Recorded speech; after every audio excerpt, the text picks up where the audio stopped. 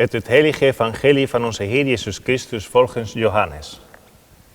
In de avond van de eerste dag van de week, toen de deuren van de verblijfplaats der leerlingen gesloten waren, uit vrees voor de Joden, kwam Jezus binnen, ging in hun midden staan en zei: Vrede zij u.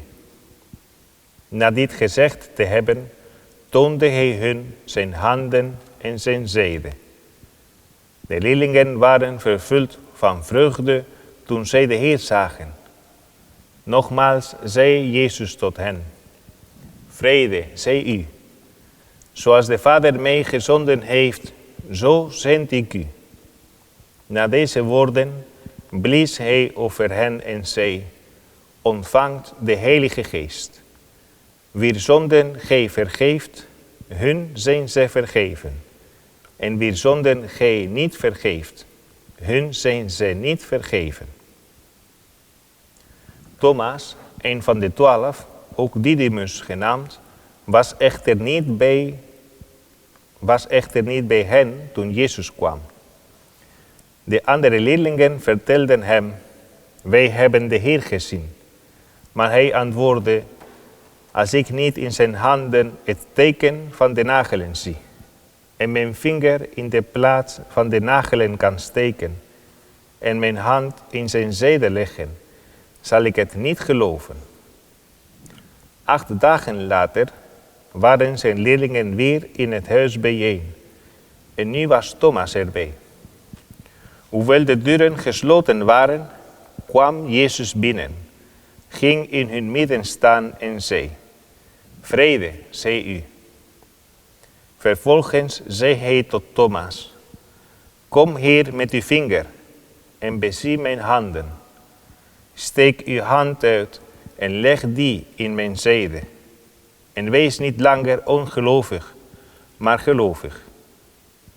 Toen riep Thomas uit: Mijn Heer en mijn God. Toen zei Jezus tot hem: Omdat gij mij gezien hebt, gelooft ge? Zalig die niet gezien en toch geloofd hebben.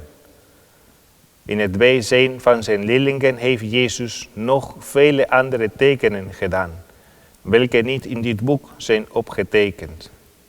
Maar deze Heer zijn opgetekend, omdat gij mocht geloven dat Jezus de Christus is, de Zoon van God, en opdat gij, door te geloven, leven mocht in zijn naam. Woord van de Heer. Ja, beste mensen, wij zijn al in deze tweede zondag. Het is een hele week voorbij gegaan na de dag van Pasen, van de verrijzing van de Heer. Wij zitten eigenlijk volgens het evangelie in deze 8 dagen later. Toen Thomas heeft dat nog niet geloofd in wat er gebeurd is.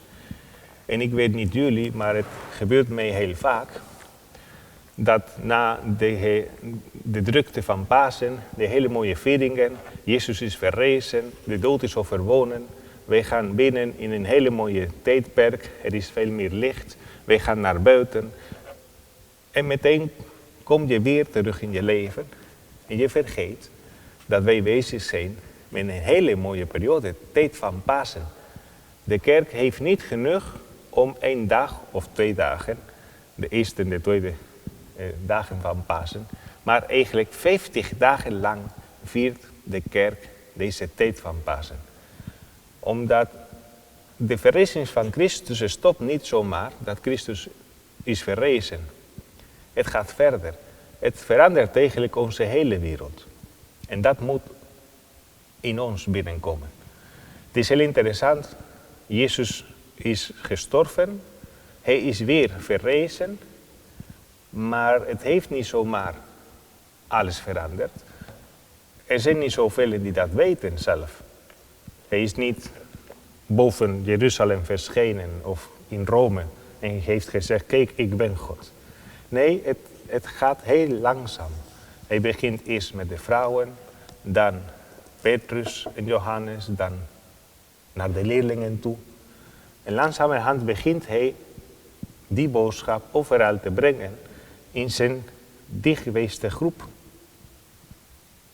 Het is bijzonder hoe Jezus alles doet. Als ik Jezus zou zijn en ze zouden mij zeggen, je moet de wereld veranderen, dan zou ik het anders hebben gedaan.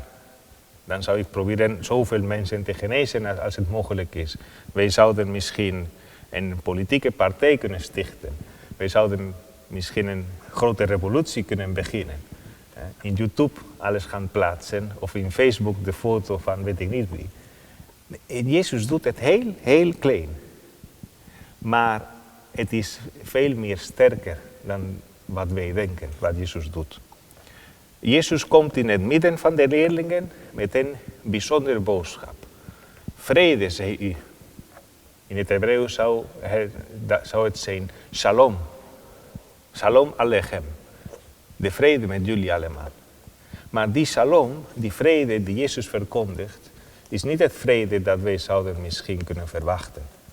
Het gaat niet om de vrede dat je hebt misschien een vrijdagavond als je terug bent thuis. De week is voorbij. Ik kan nu even rusten op mijn bank en Netflix kijken. Nee, het is een andere vrede. Het is de vrede die hij heeft ook verkondigd vanuit het kruis. Alles is voltooid. Nu is het alles goed. Nu gaat eigenlijk iets nieuws beginnen. Iets nieuws die gaat groeien. En niet zomaar een rustige vrede van het niets doen, maar precies een hele actieve vrede. Een vrede die gaat meteen naar de aankondiging van de leerlingen, die zal hen zeggen, zoals mijn vader heeft mij gezonden, nu zend ik u. Dat is de vrede van Christus. Een vrede die brengt alles in beweging. Als Pasen betekent voor ons niets doen, dan hebben wij niet echt begrepen wat Pasen is. Pasen is een enorme grote dynamiek. Pasen is de tijd, het begintijd van de geest. Jezus zal blazen over zijn leerlingen en zal zijn geest hen geven. En wat is de geest? Een hele interessante vraag. Als jullie aan de kinderen dat vragen, of zelfs aan sommige volwassenen, wat is de geest van God? Oh ja, de geest is die duif. Nee, de geest is geen duif. De geest is een van de personen van God, is echt een persoon. En na de tijd van Jezus, alles wat Jezus heeft gedaan eigenlijk, is zodat die geest in ons kan komen. Naar ons toe, in ons binnenste kan een huis vinden en ons brengen naar een missie. De missie om deze verrijzenis in de wereld te brengen. De verrijzenis van Christus. Daarom is het zo belangrijk wat er gebeurt hier met Thomas. Thomas kan niet geloven. Zoals de leerlingen van tevoren bang waren en de deuren helemaal gesloten. Zodat Christus moet een wonder doen. En hij moet door de gesloten deur binnentreden in het huis. Zo is de deur in het hart van Thomas helemaal dicht. Hij wil het niet geloven. Voor hem is het een grote teleurstelling geweest, Jezus Christus.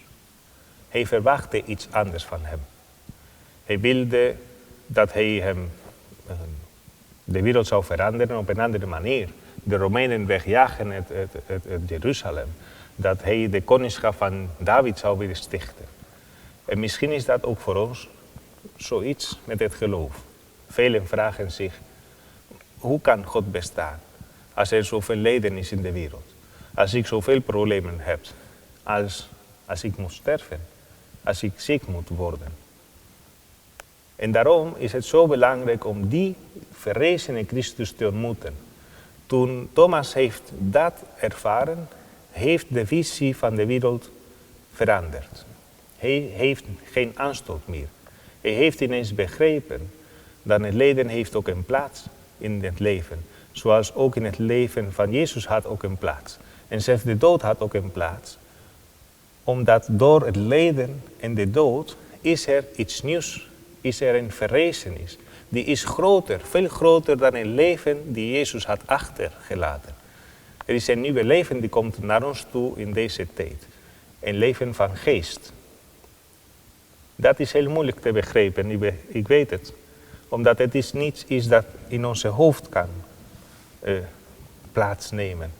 Het is iets dat we moeten zelf ervaren. Daarom heeft de kerk deze 50 dagen ons gegeven. Niet om te begrijpen wat betekent de verrijzenis van Christus, maar om de verrijzene zelf te ontmoeten in ons leven, zodat Hij ons zijn eigen geest kan geven. Daarom de boodschap van Jezus constant in deze dagen: ga naar Galilea, ga uit jezelf, ga naar die anderen toe. Begin een nieuw leven te leiden. Laat de geest jou wijzen waar je moet gaan. Ga naar Jezus Christus toe in deze tijd. Als de 40 dagen tijd is een hele spannende tijd om ons te voorbereiden voor de Paastriduum. Deze tijd is nog spannender. Wij beginnen nu ons te richten naar Pinksteren, naar de voltooiingwerk van Christus zelf. Die zal die geest van God in ons brengen en zo voltooien de werken van God in onszelf. Dat wij een christen worden, een nieuwe Christus die deze hele verrijzenis, deze hele nieuwe dynamiek in de wereld kan brengen. Amen.